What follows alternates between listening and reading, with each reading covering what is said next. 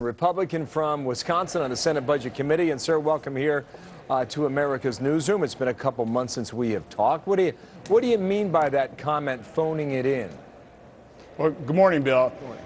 What I was thinking about when I made that comment was the business that I bought out of bankruptcy about 5 years ago. I was thinking about the previous owners, how incredibly hard they worked to keep that business afloat.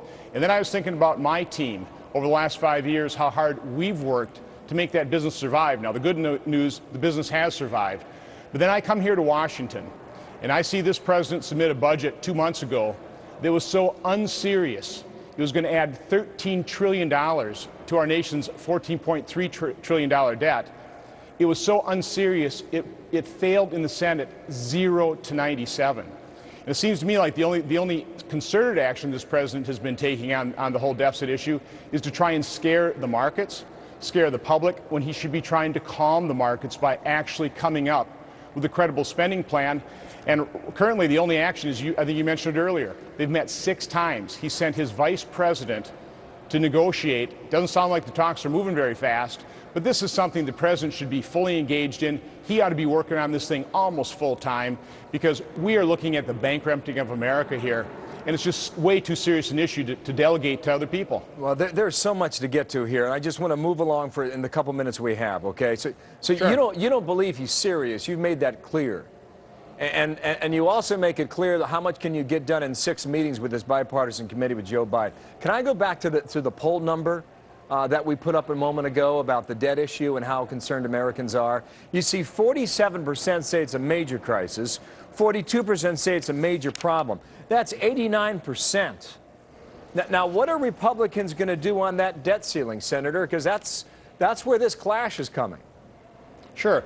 You know, what our plan would be is to actually cut spending now for 2012 and 2013, establish caps, statutory caps that would put us on a glide path toward balancing the budget in about 10 years, and then pass a constitutional amendment that will limit spending or balance the budget.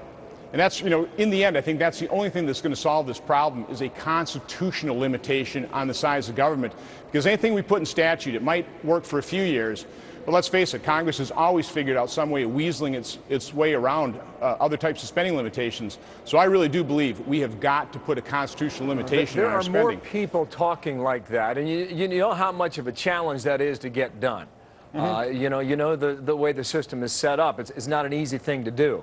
Now, this is Jay Carney at the White House briefing room yesterday talking about the future for America this year. Listen.